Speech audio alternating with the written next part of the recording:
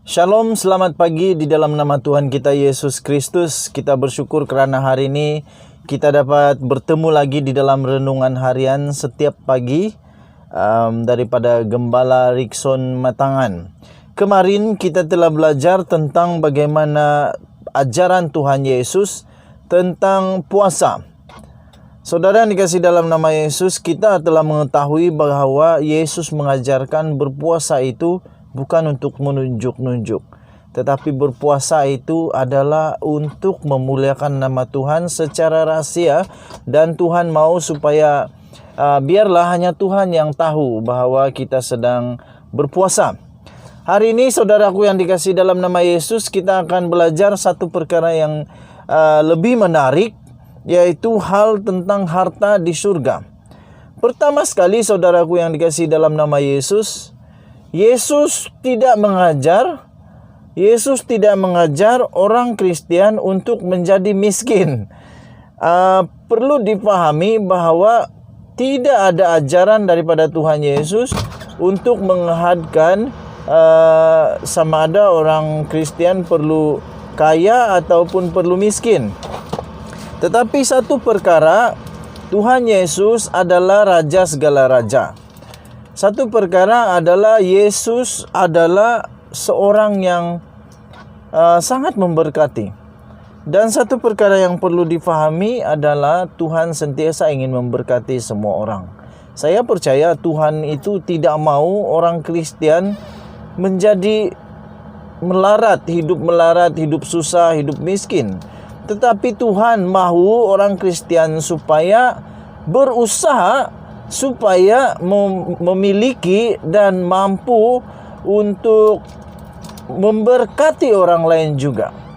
Dengan itu saudara yang dikasihi dalam nama Yesus, bagaimana orang Kristen dapat membantu dan menolong orang lain kalau sendiri susah. Oleh kerana itu kita perlu belajar falsafah tentang harta daripada Yesus. Kita perlu belajar konsep mengumpul harta, tentang harta daripada Yesus. Kerana itu sangat penting ajaran pada pagi ini daripada Yesus Kristus, ajaran tentang harta di surga oleh Yesus Kristus. Di dalam Matius 6 ayat 19 hingga 21. Ayatnya tidak panjang, 3 sahaja tetapi membawa maksud yang sangat mendalam. Saya bacakan dalam terjemahan bahasa Malaysia. Harta di surga. Yesus berfirman di dalam khotbahnya, "Jangan kumpulkan harta di dunia, kerana di situ gegat dan karat merosakkannya, dan pencuri datang untuk mencurinya. Kumpulkanlah harta di sorga, kerana di situ gegat dan karat tidak dapat merosakkannya, dan pencuri tidak datang untuk mencurinya. Lakukanlah hal itu kerana perhatian kamu sentiasa tertumpu kepada hartamu." Itu terjemahan bahasa Malaysia. Terjemahan bahasa Indonesia, hal mengumpulkan harta. Janganlah kamu mengumpulkan harta di bumi, kerana di bumi ngengat dan karat merosakkannya dan pencuri membongkar serta mencurinya. Tetapi kumpulkanlah harta bagimu harta di sorga, kerana di sorga ngengat dan karat tidak merosakkannya dan pencuri tidak membongkar serta mencurinya. Kerana di mana hartamu berada, di situ juga hatimu berada. Saudaraku yang dikasihi dalam nama Yesus, Yesus mengajarkan sebenarnya seluruh perikop ini, Yesus sebenarnya mengajarkan tentang hati. Di mana hartamu, di situ hatimu. Kerana itu, saudara yang dikasihi dalam nama Yesus, kita mengumpul harta bukan untuk menjadi kaya raya di dunia semata-mata sehingga kita menjadi takut kalau harta kita ini menjadi kurang, rosak, dicuri dan sebagainya. Tetapi Tuhan Yesus mahu kita mengguna harta kita ini untuk mengumpul harta di surga.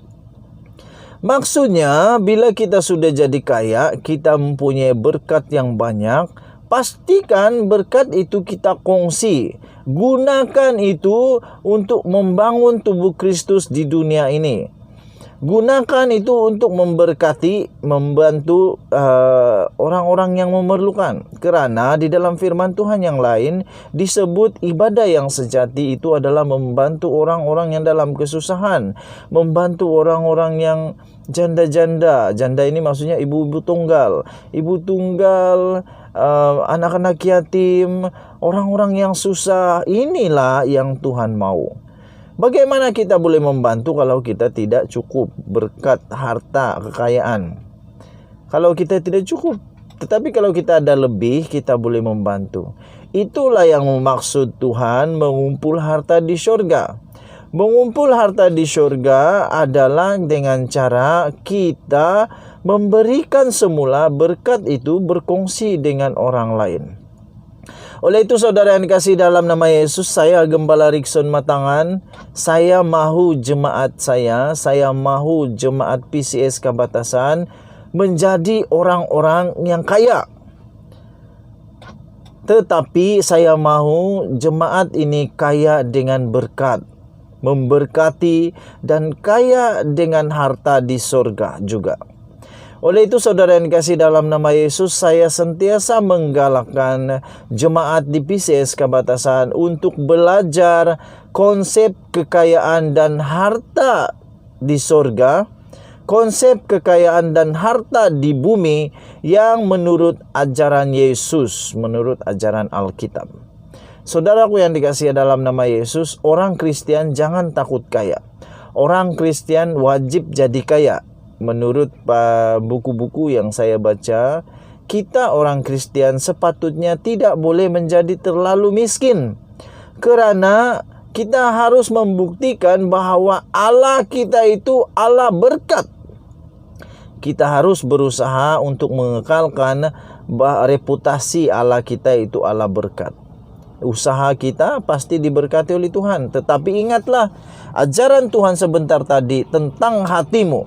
Di mana hartamu, di situ hatimu. Di mana hatimu, di situ hartamu. Sama.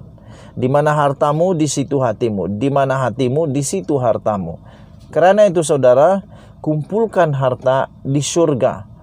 Dengan cara kita mengumpul harta di dunia dengan memberkati orang lain juga. Kita memberkati orang lain, kita menjadi tulang belakang bagi tubuh Kristus, kita menjadi kekuatan bagi gereja Tuhan. Pasti Tuhan akan memberikan kita harta di surga. Allah kita Allah kaya raya. Allah kita Bapa kita di surga, Raja segala raja, penuh dengan kekayaan. Orang Kristen patut kaya kerana Allah tidak akan pernah menjadi miskin kalau orang Kristen jadi kaya. Tetapi orang Kristen yang jadi kaya pasti dapat memberkati orang. Jaga hatimu kerana di situ terpancar kehidupan. Tuhan Yesus memberkati. Kita jumpa lagi pada renungan pada esok dengan renungan yang lebih menarik. Tuhan Yesus memberkati. Sekali lagi daripada Gembala Rikson Matangan. Kita jumpa lagi. Bye-bye. Shalom dan selamat pagi. Bye-bye.